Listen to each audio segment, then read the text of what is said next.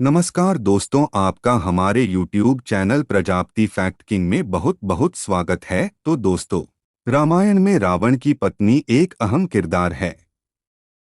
कहा जाता है कि वह एक अप्सरा की पुत्री थीं, जो अत्यधिक आकर्षक थीं और शक्तिशाली रावण की पत्नी होने के नाते हर सुख और वैभव उनके कदमों में था।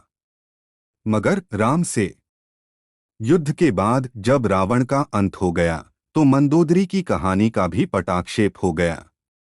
उनके बारे में अधिकांश लोगों को नहीं पता कि उन्होंने विभीषण से बाद में विवाह कर लिया था। आज का युवा पहले से ज्यादा सजग और जानकार, इसके लिए भगवान राम ने ही मंदोदरी को सलाह दी थी। लंकापति रावण की मृत्यु के बाद श्री राम ने विभीषण को राजपाट सौंप दिया था।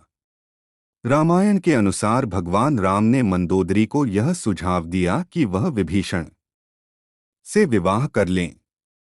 साथ ही उन्होंने मंदोदरी को यह भी याद दिलाया कि वह अभी लंका की महारानी और अत्यंत बलशाली रावण की विधवा हैं।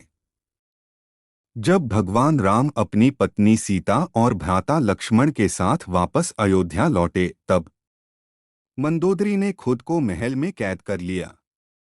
उन्होंने बाहर की दुनिया से संपर्क समाप्त कर लिया। कुछ समय बाद वह महल से निकली और विभीषण से विवाह करने के लिए तैयार हो गई। विवाह के पश्चात उन्होंने लंका के साम्राज्य को सही दिशा की ओर बढ़ाना प्रारंभ किया। रावण से विवाह के पहले की कथा भी है। अनोखी स्पेशल स्टोरी, ऐसी ट्रिक सिखाई कि पलक झपकते हल कर देते हैं सवाल। पुराणों के अनुसार मधुरा नाम की अप्सरा कैलाश पहुंची। देवी पार्वती को वहां न देखकर वह भगवान शिव को आकर्षित करने का प्रयत्न करने लगी। जब पार्वती वहां पहुंची तो भगवान शिव की देह की भस्म को मधुरा के शरीर पर देखकर क्रोधित हो गईं और मधुरा को 12 साल तक मेढक बनने का श्राप दे दिया। भगवान शिव के कहने पर माता पार्वती ने कहा कि कठोर तप के बाद ही मधुरा अपने असल स्वरूप में आ सकती है। इस बीच असुरों के देवता मयासुर और उनकी अप्सरा पत्नी हेमा के 2 पुत्र थे, लेकिन वे एक पुत्री की कामना में कठोर तप कर रहे थे।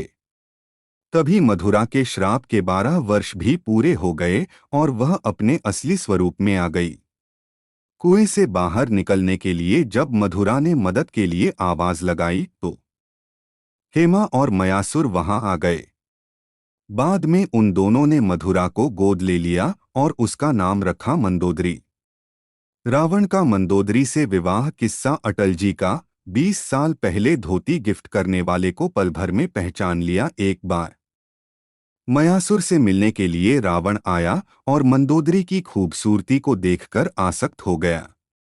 रावण ने मंदोदरी से विवाह करने का प्रस्ताव दिया, लेकिन मयासुर ने उस प्रस्ताव को खारिज कर दिया।